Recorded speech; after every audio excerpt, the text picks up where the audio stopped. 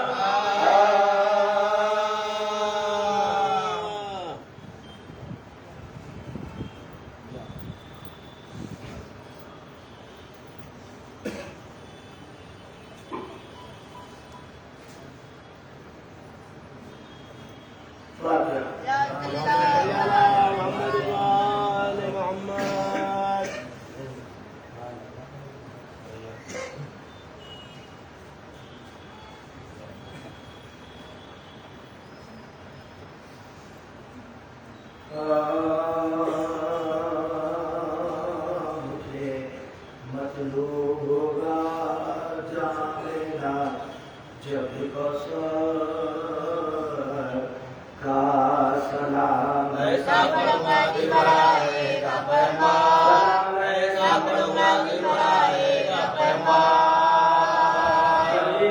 Karbala क्या पूछना तेरे मुखद्दर है जिनने आकर महफूज फरमाया पैमान, आकर महफूज फरमाया पैमान।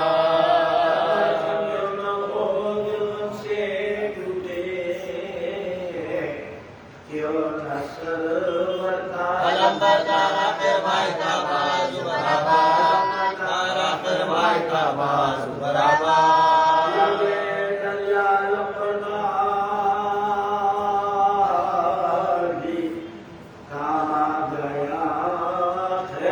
अल्लाह पे दौलते ज़ैनब ज़्यादा, अल्लाह पे दौलते ज़ैनब ज़्यादा।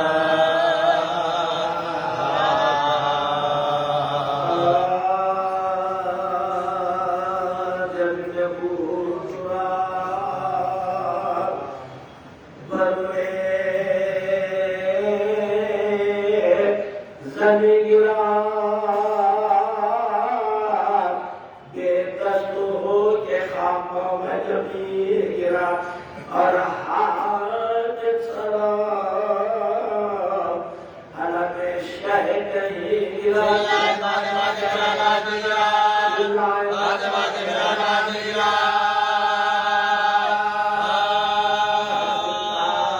कोई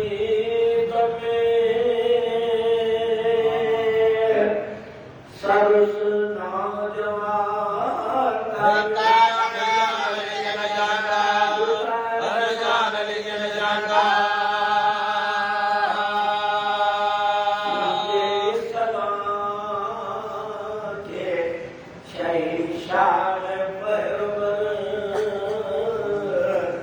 दौड़े गिरे उठे रखवाला गया किधर कांपे जो पाँव थाम लिया बाजुए पिसे गालियत पर चले गिरा, गालियत पर चले गिरा।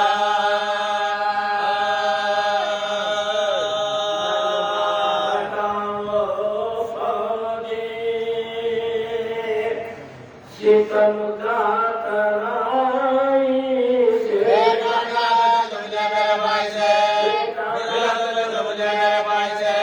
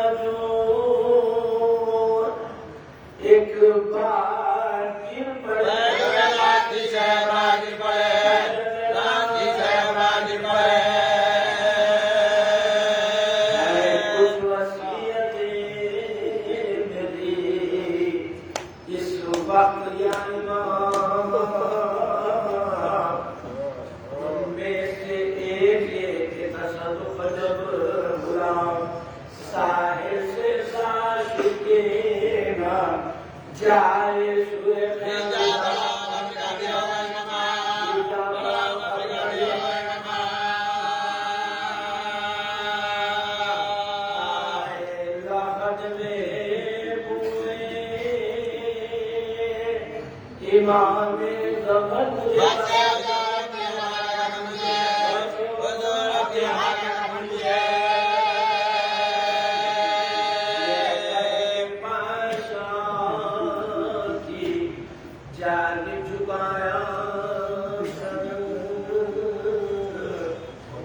काफी लहू भरी आंखों को फूल कर टपके विशाल से फूल के खतरे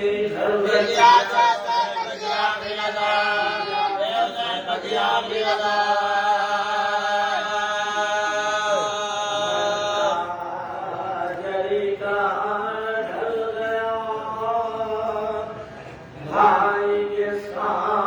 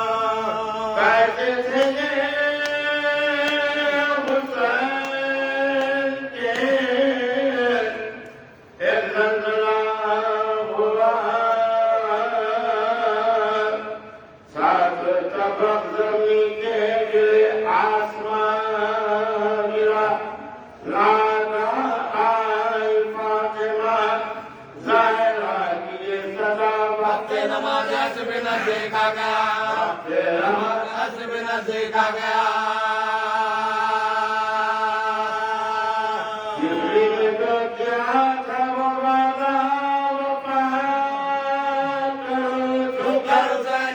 سجدہ ادا کرو شکر کا سجدہ ادا کرو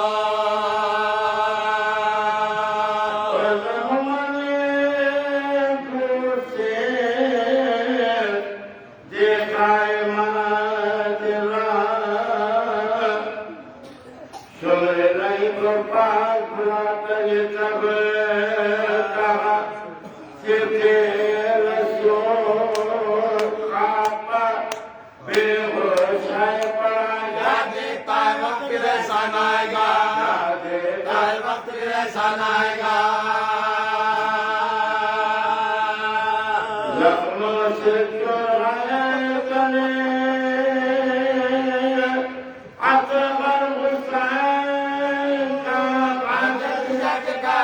حسین کا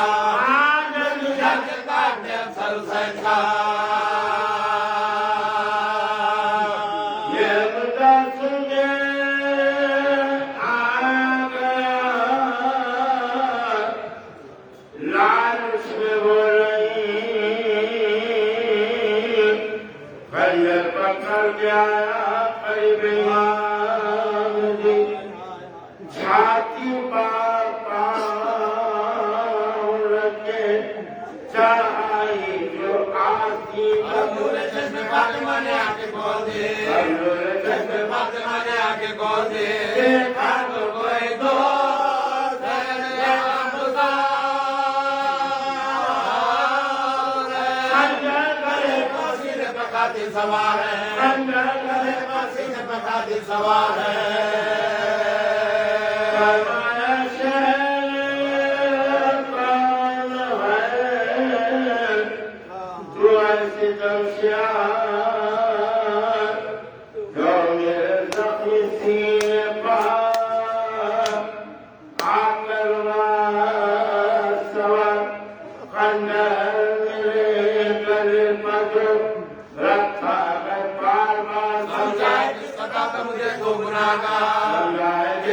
مجھے دو گناہ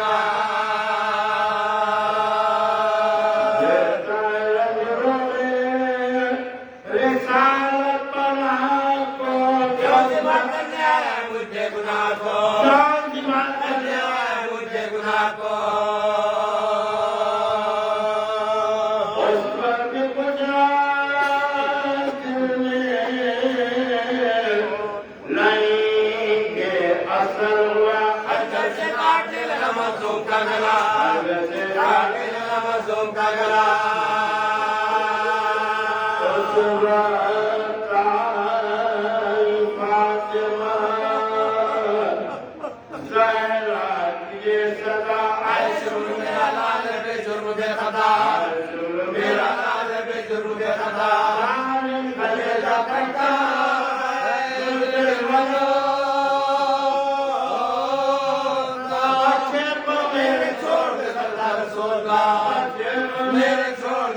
رسول کا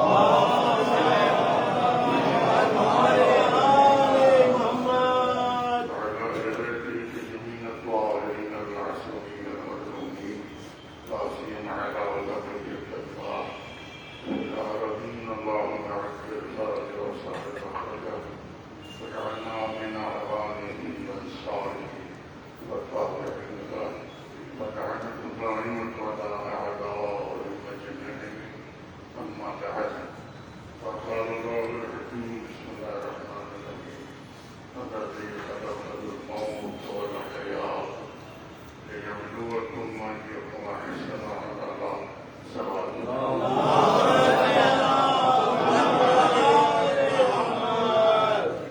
سورہ ملائکۃ الملک کی ابتدائی آیت ہے اور ان آیتوں کا یہ حصہ مسلسل ہم سب اس پر مطلب سنتے ہیں اور روزانہ اس سورہ کی تلاوت بھی کرتے ہیں اور جن مقامات پر جو قرآن مجید نے موت اور حیات کا تذکرہ کیا ہے اور اس میں بھی اس خصوصیت کے ساتھ اس عالم اختیار خدا کا نہ حیات پر کسی کا اختیار ہے نہ موت پر کسی کا اختیار ہے آج خود کوئی انسان اپنی عمر آگے نہیں بڑھا سکتا ہے اور نہ ہی کوئی یہ کہہ سکتا ہے کہ میں اتنے دنوں کے بعد ختم ہو جاؤں تو یحیی و یمیت وہو حی لا یموت حیات اور موت خدا کے ہاتھ میں ہے اور وہی زندہ ہے کوئی حیات بخشنے والا حی القیوم زندگی بھی دیتا ہے اور باقی بھی رکھتا ہے قیام قائم رہنا وہ سب اس کے لطف و کرم پر مشتمل ہے اور وہ ویسے موت اللہ کے الطاف میں اور اس کی مصلحتوں میں موت خود ایک لطف ہے لیکن انسان ایک مرحلے پر خود یہ چاہتا ہے کہ وہ چلا جائے اس بیزاری اور اس فکر کے پیدا ہونے سے پہلے خدا خود اس کے لیے وقت مقرر کر دیتا ہے وہ یہ غلط ہوئے کہ اللہ نے کتنی قسمیں موت کی رکھی ہیں مثلا اجل حتمی اور اجل معاجلہ یہ دو نام رکھے ایک عنوان یعنی ایک موت وہ ہے جو حتمی ہے یعنی سب کو آنے والی ہے کوئی اس سے مبرا نہیں کہ کوئی یہ نہیں کہہ سکتا مجھے موت نہیں آئی سب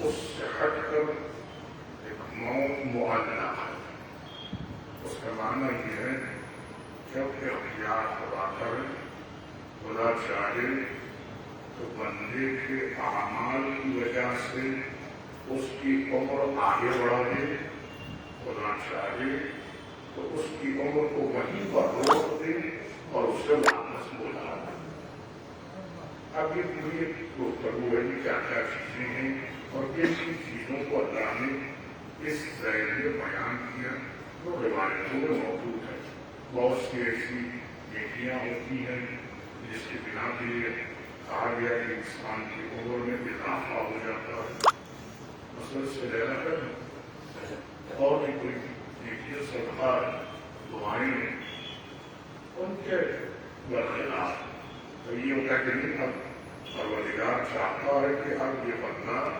واپس لوٹ کر آ جائے تو جتنی بھی چیزیں کی جائیں گی وہ اثر نہیں کریں گی کیونکہ حکم خدا آ چکا ہے تو حکم خدا کے آنے کا یہ مطلب نہیں ہوتا ہے کہ انسان اگر مثلا دنیا سے چلا جائے اور اس کا عمر کا معاملہ عام طور پر دنیاوی اعتبار سے ہوتا ہے جو یہ بھی تو جوان تھے میری والدہ جو کی عمر نہیں تھی یا انہیں ہی کیوں موت آ گئی ہے تو یہ سوالات کے دروازے بند حق پہ سوال کسی کو نہیں نہ ہی کوئی سوال کر سکتا ہے نہ ہی کوئی اس پر اعتراض کر سکتا ہے لا یسأل عما یفعل قرآن کا حتمی فیصلہ کسی کو سوال کرنے کا یہ حق نہیں ہے پروردگار عالم سے کہ خدایا ایسے کیوں ہوا، ایسے ہونا چاہیے تھا، اب کیوں ہوا، آگے ہونا چاہیے تھا، یا جو چیز بعد میں ہو جائے اسے اب ہو جانا چاہیے۔ تو پروردگار عالم نہ کسی کے سوال کا محتاج ہے، نہ کسی کے مشورے کا محتاج ہے، وہ غنی بالذات ہے، عالم الغیب، جو غیب کو جانا اس کی مصلحت نہیں، اور جو چاہتا ہے کہ بندے اسی حرکت سے، اسی تغیر سے اپنے عمل کو بہترین عمل قرار دے۔ اس لیے آیت بھی لفظ ہے الذی خلق الموت والحیات لیبلوکم، اس نے زندگی بھی دی، اس نے موت کا دروازہ بھی رکھا، اور یہ دونوں کو اس لیے قرار دیا لیبلوکم، تاکہ اس ذریعے سے تمہیں آزمائیں، تمہارا امتحان ایکم احسن عملا، اس کا عمل سب سے اچھا عمل ہوتا ہے۔ بے شک ہم اپنی زندگی سے بہت خوش ہوتے ہیں، موت پر ہم سب کا دل ٹوٹ جاتا ہے۔ اظہار غم منافی نہیں ہے حکم خدا کا، یا غم کا اظہار کرنا کوئی غلط نہیں، بلکہ غم کا اظہار نہ کرنا غلط ہے، غم کو نہ ماننا غلط ہے۔ جانور سے بھی بدتر ہو جائے گا انسان، انہوں کوئی عزیز اس سے چھوٹ کے گیا ہے، کسی کی جدائی ہو گئی اور ایسی جدائی کہ اب دیدار قیامت نہیں ہے، دیدار کا کوئی موقع نہیں۔ مسافر اگر جائے تو وہ لوٹ کے آ سکتا ہے، لیکن اگر انسان دنیا سے چلا جائے تو وہ لوٹ نہیں آ سکتا، کہیں سے بھی ممکن نہیں ہے کہ وہ لوٹ کر آ جائے۔ معلوم ہو وہ آرا ملاقات کتنی بہترین ہے، اس پر غم منانا، اس پر رونا، اسے یاد کرنا، یہ نہ صرف بہترین عمل ہے بلکہ انسان ہونے کی دلیل ہے۔ انسان اپنے عزیز کی کمی کو محسوس کر رہا ہے۔ ایک جانور اپنے گلے سے کوئی غائب ہو جائے یا کوئی شکار ہو جائے تو اس کے لیے کھڑے ہو کر تھوڑی دیر کے لیے اسے یاد کرتا ہے۔ تو کیا انسان اس سے بھی بدتر ہو گیا ہے کہ اپنے جانے والوں کو یاد نہ کرے؟ لیکن زندگی کا امتحان یہی ہے کہ انسان اس حیات اور اس موت سے اپنے عمل کو بہترین عمل بنا، تو اپنی زندگی کو بہترین بنا۔ تو آپ عالم نے بے شمار نعمتوں، ان نعمتوں انسان کے لیے اطاعت کے موقع فراہم ہیں، جو ہر موقع پر بہتر سے بہتر عمل کرے۔ کبھی یہ نہیں کہا کہ تم زیادہ عمل کرو، تم یہ نہیں کہا کہ بہت زیادہ عمل کرو گے تو تم ہماری بندے ہو، نہیں۔ اکثر عمل الگ چیز ہے، احسن عمل الگ چیز ہے۔ اکثریت اور احسنیت کا فرق دونوں بہت بڑا ہے۔ جہاں زیادتی معیار ہوتی ہے وہاں کیفیت ختم ہو جاتی ہے، اور جہاں کیفیت کا خیال رکھا جاتا ہے وہاں تبدیلی نظر آتی جاتی ہے۔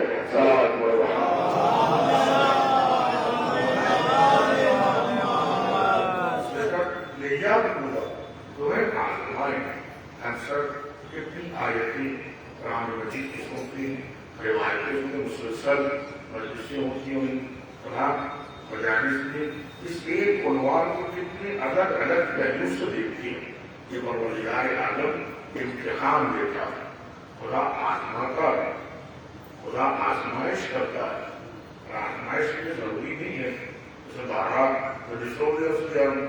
ضروری نہیں کہ کوئی انسان صرف مصیبتیں پڑے تو ہی اس سے آزمایا جا رہا ہے، وہ تو آنکھ ہے ہی، اسے بیان کیا قرآن مجید میں، تکلیفوں سے، پریشانیوں سے، موت سے، حالات سے، سختی سے وہ پیاسا تھا سے امتحان ہے۔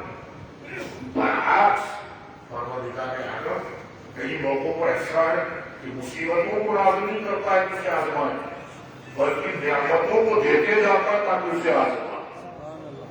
مصیبتوں کی مسلم میں انسان صبر کرے، اس کے لیے قرآن میں بچے بشر الصابرین الذین اذا اصابتهم مصیبہ قالوا انا للہ و انا الیہ راجعون۔ آپ ان لوگوں کو بشارت دے دیجیے جن تک مصیبت پہنچی اور وہ مصیبت پہ شکوے شکایتیں نہیں کر رہے تھے، بلکہ انہوں نے صبر کیا، انہوں نے اللہ کی بارگاہ میں صبر کیا۔ اب نتیجہ یہ ہوا کہ اللہ کی رحمت ان پر نازل ہو، رہنے والے پر بھی رحمت نازل ہو گئی، مرنے والے پر بھی رحمت نازل ہوئی۔ جب رحمت نازل ہوئی ہے انہوں نے اللہ کے حکم کو تسلیم کیا، امر خدا کے سامنے سرو سجود ہو گئے۔ وہ یہ نہیں کہہ رہے کہ پروردگار یہ چیز غلط ہو گئی، نعوذ باللہ، وہ یہ کہا کہ یہ چیز ہمارے لیے اچھی نہیں، بلکہ انہوں نے اس بات کو صبر کیا، مالک جو تیرا فیصلہ ہے ہم تیرے بندے ہیں۔ بندے ہونے کا مطلب یہ ہے سر کو جھکا دینا، نہ کہ سر کو کھڑا رکھنا۔ کیونکہ سر کو کھڑا رکھنے کا مطلب یہ کہ انسان تکبر والا ہے، تسلیم والا نہیں ہے۔ جہاں تکبر ہوتا ہے وہاں ساری عبادتیں برباد ہوتا ہے، وہاں ساری عبادتیں ختم ہوتی۔ یہ ساتھ مطلب جہاں تسلیم ہے، تاکہ دیکھو ہمارا بندہ کتنا بہترین بندہ ہے، آفتیں اس پر پڑی ہیں لیکن یہ آفتوں میں شکایت نہیں کر رہا، اس پر مصیبتیں آئی ہیں یہ مصیبتوں میں شکایت نہیں کر رہا، یہ حادثات کا شکار ہو گیا ہے۔ حادثات کا شکار ہونے پر یہ ہمارے فیصلے پر اعتراض کرنے والا نہیں ہے۔ جتنا ایمان ہوتا ہے اتنی ہی تسلیم و رضا بڑھتے جاتی ہے، اتنا ہی امتحان ہوتا ہے، اتنی ہی آزمائش ہوتی ہے۔ انما یبتلی المرء علی قدر دینہ، علی قدر حبہ، جو آقا علیہ الصلوۃ والسلام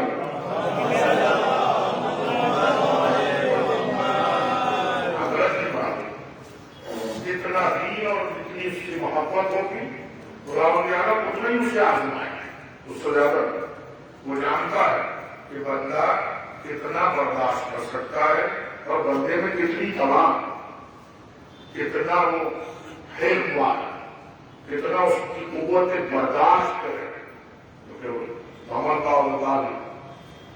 اللہ کبھی کسی پہ ظلم کرنے والا نہیں، کوئی حکم ایسا نہیں ہے کہ اس کی طاقت سے بڑھ کر جتنے بھی احکام ہم سب کے لیے، پورے انسانوں کے لیے رمضان کیا ہے، ایک بھی حکم شرع ایسا نہیں ہے جو انسان نہیں کر سکتا۔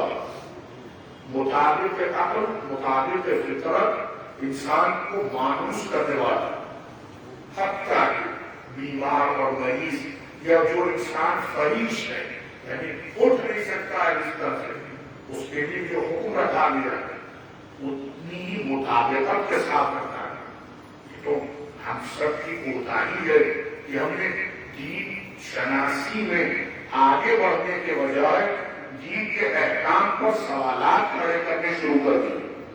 معاہدہ اگر دین شناسی کریں تو ایک لذت حاصل ہوگی احکام پر عمل کرتے، ہر چیز کی ایک لذت ہوتی ہے۔ عقیدہ لگ رہا ہے جسے کھانا ہوگا اس کی لذت ہے، انسان سے لذت لیتا ہے، تندرست ایک لذت لیتا ہے، اچھی غذا ہے، اچھا ماحول ہے، ایک لذت لیتا ہے انسان۔ لیکن تمام لذتوں سب سے بہترین لذت اطاعت کی لذت ہوتی ہے، وہ ایسی مٹھاس ہوتی ہے کہ جو کچھ چھین نہیں سکتا ہے۔ تو جتنی لذتیں ہیں وہ عارضی ہیں، چاہے وہ ظاہری جو بھی آپ لذت کے لیے سوچے میں سے زیادہ وضاحت نہیں کر سکتے، جتنی لذتیں ہیں وہ عارضی لذتیں ہیں جو صرف رہتی ہیں ختم ہو جاتی، بلکہ کئی موقعوں پر تو آپ اس قدر اسے اذیت والا محسوس کرتے کہ ایک چیز خوشی دینے والی تھی کوئی چیز اذیت والی بن گئی۔ دعاؤں کے خلاف ہے مولا کا ارشاد ہے، دیگر دعاؤں میں نماز کی نماز شرط دعاؤں میں جو دعائیں ہیں دعاؤں کے خلاف ہے۔ ذہبت لذات، اب لذتیں تو ختم ہو گئی ہیں، ان لذتوں کا عذاب باقی ہے۔ ایک چیز اتنی خوشی دے رہی تھی وہی چیز اتنی تکلیف دہ بن گئی ہے۔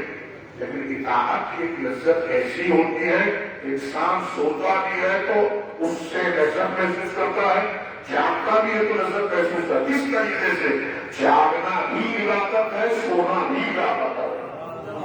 اب اور جاگنا بھی عبادت ہے، سونا بھی عبادت ہے، سانس لینا بھی عبادت ہے، بولنا بھی عبادت ہے۔ صلوات محمد۔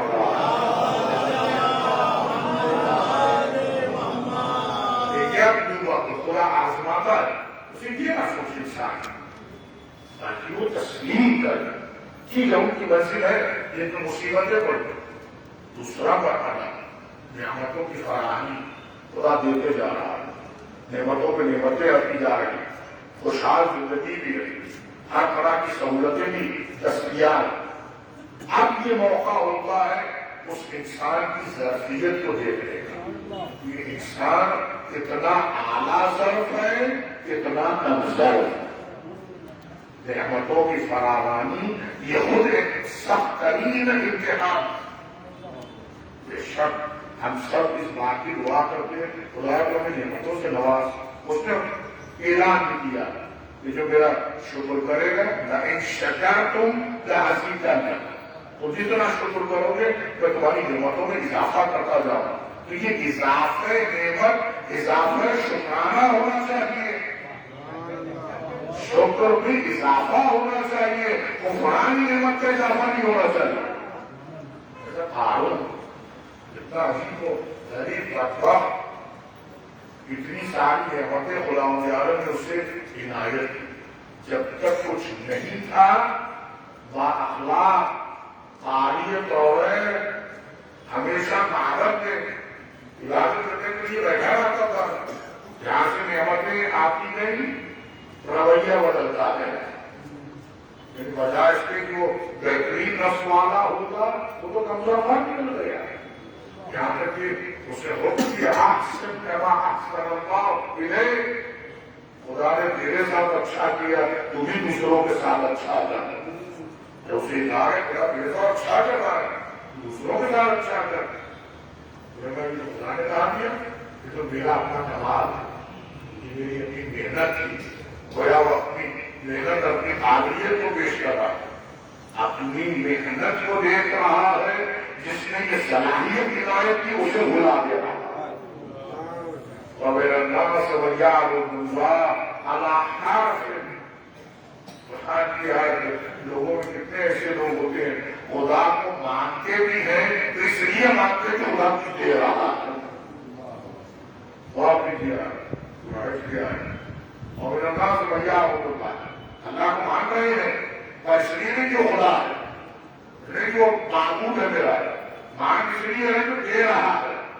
تو پھر آیت میں آگے بڑھ کے اگر ذرا سا روک دیا جائے تو بچے کی مثال کو جیسے بچہ ہے اگر کچھ کھلونا چھین لیا جائے چیخنے سے ڈالے لگے گا، ویسے انسان جب لیا جاتا ہے تو وہ خدا کو بھول جاتا ہے، سب یاد رہتے ہیں خدا یاد نہیں رہتا ہے، اور جب چھین جاتا ہے سب کو بھول جاتا ہے خدا کو یاد کرتا ہے۔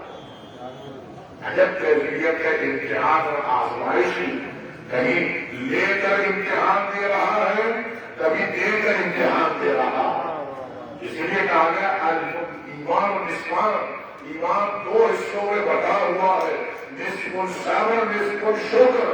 اگر مصیبت ہے تو صبر کے جوہر بتانا، نعمتیں ہیں تو شکر کا نمونہ پیش کرنا۔ صلوات محمد۔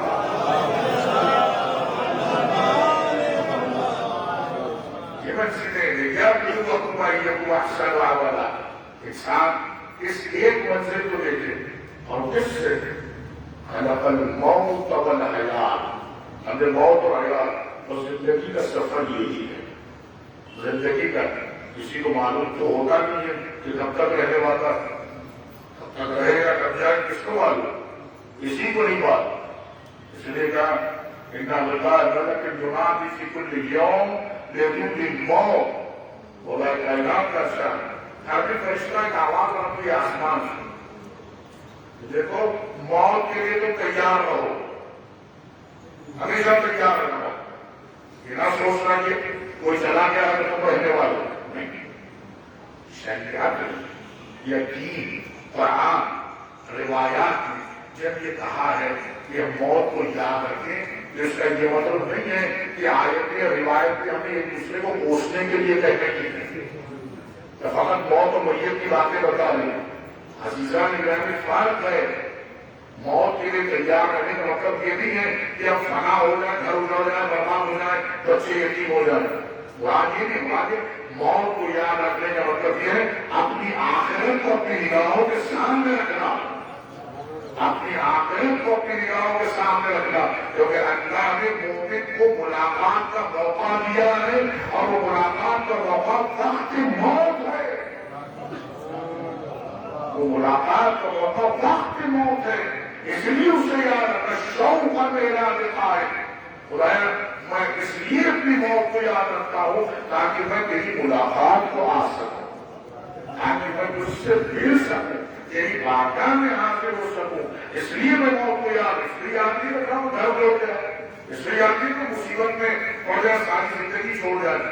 یاد رکھنے کا مطلب یہ ہے کہ میرے دل میں دنیا وسیع ہوئی نہیں ہے، تیری محبت وسیع ہوئی ہے۔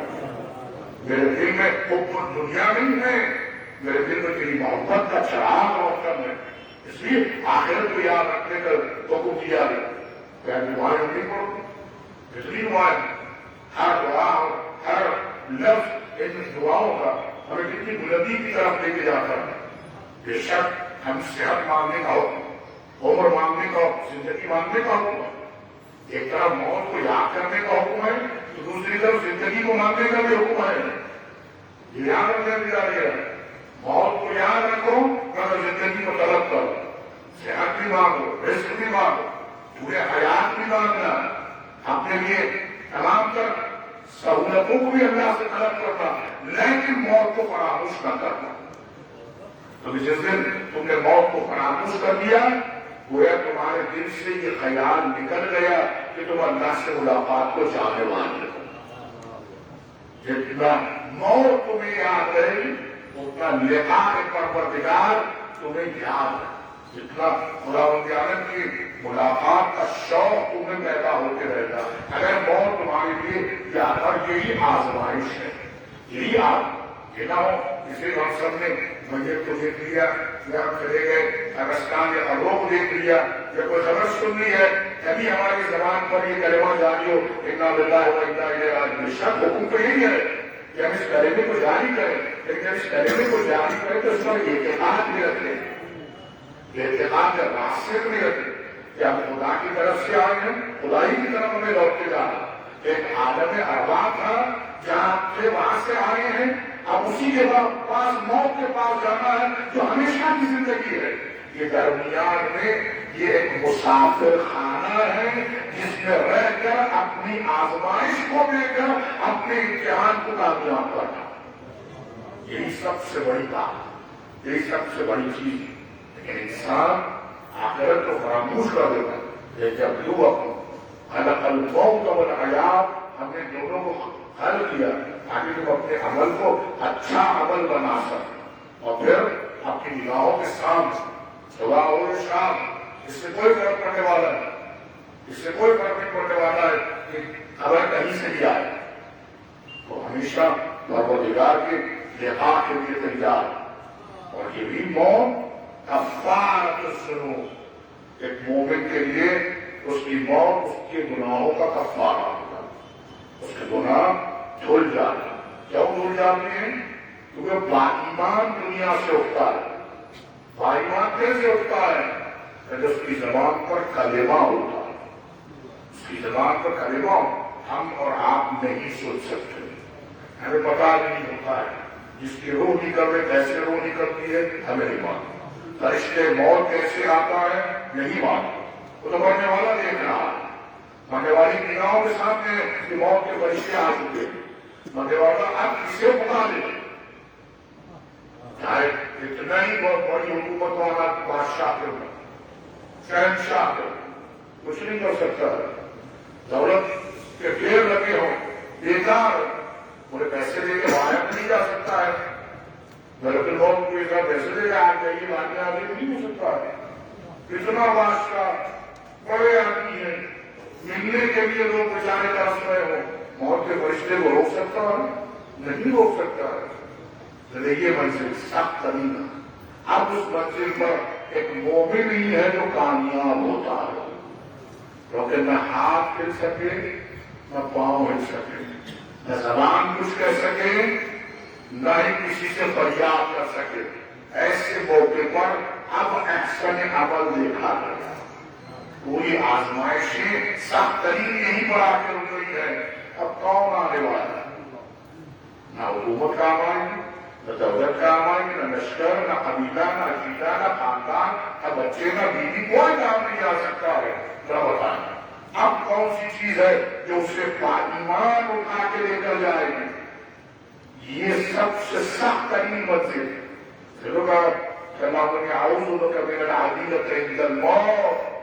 خدایا اس آخری وقت میں مجھے اپنی پناہ میں لے لینا جب موت آتے رہتی ہے. شیطان بہکانے کے لیے تیار ہے، کوئی مدد کرنے والا نہیں ہے، بے حس پڑا ہوا ہے. نگاہیں حسرت سے سب کے چہرے کو دیکھ رہی ہیں کہ کوئی تو آگے بڑھ کے میرا سہارا بنے. کوئی بڑھنے والا نہیں ہے. قربان جائے ہماری جانیں. یہ کتنا بڑا احسان ہے میرے مولا کا، کتنا بڑا احسان ہے مشکل کشا کا.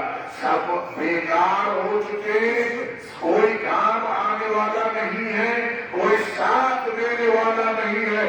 ایسے موقع پر اگر کسی نے آنے کا وعدہ کیا ہے تو وہ علی نے وعدہ کیا. ایسے موقع پر اگر کوئی آنے والا ہے تو وہ میرا مولا ہے. تو یعنی اے حارث یاد رکھ لو، کوئی کہیں بھی مر جائے، کسی بھی حالت میں مر جائے، اگر وہ میرا چاہنے والا ہے تو وہ علی کے چہرے کو دیکھے گا.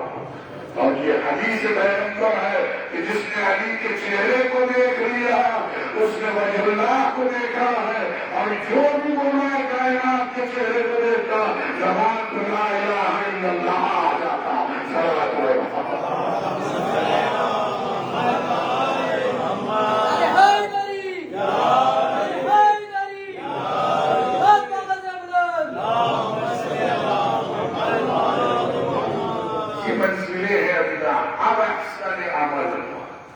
موت اور حیات سب تھی. اب جب نظام نے اپنے امام کو دیکھ لیا تو دنیا سے بے ایمان نہیں اٹھا ہے، با ایمان اٹھا ہے، با ایمان اٹھا ہے. اور یہی چیز کی گواہی ہم سب ہے. لا نعلم منه الا خیرا. خدایا ہم کچھ نہیں جانتے صرف مرنے والا خیر پر تھا. یہ خیر کی گواہی دینے کا حکم دیا گیا. ٹھیک ہے ایک ہی گھر میں زندگی گزاری ہے، ایک دوسرے سے اچھی طریقے سے واقف ہے، وہ سب اپنے مقام پر. اگر یہاں گواہی تمہارے تعلقات کی نہیں ہے، اس ولایت کی گواہی ہے جس پر نجات کا دار و مدار، جس پر بخشش کا دار و مدار، جس پر شفاعت کا دار و مدار.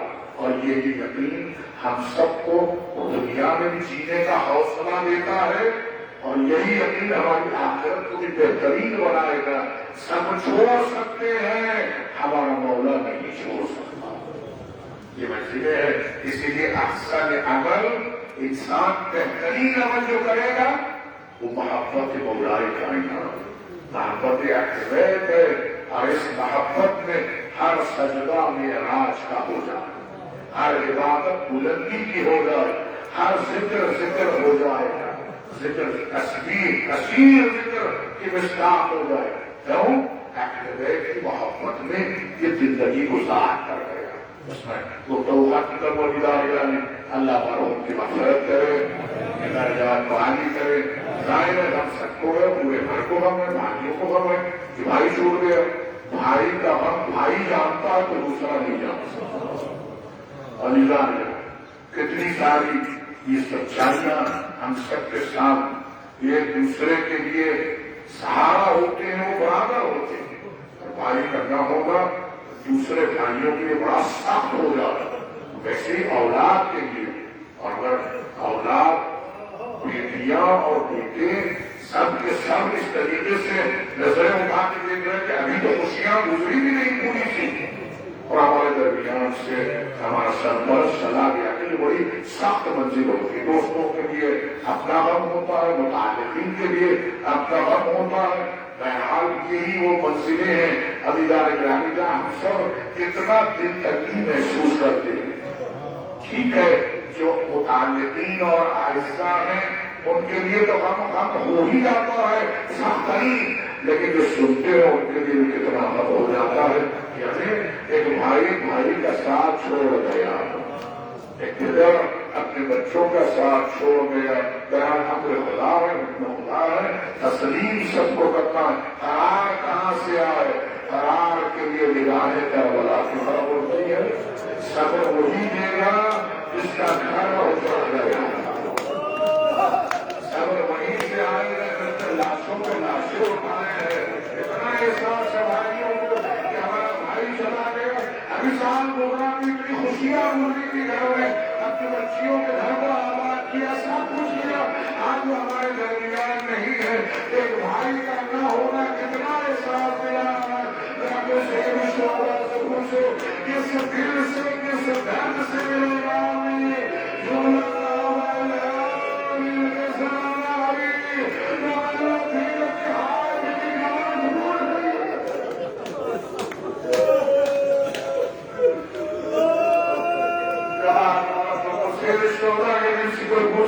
کتنا درد کا منظر ہے. جب بھائی کھا رہا ہے تو تجھے کہا تھا میرے بھیا آپ میرے رشتے میں آنے والا ہے. یعنی اکیلے بھائی ساتھ ہے تو حسین پورا لشکر سمجھ رہے ہیں. اور یقین بھائی کو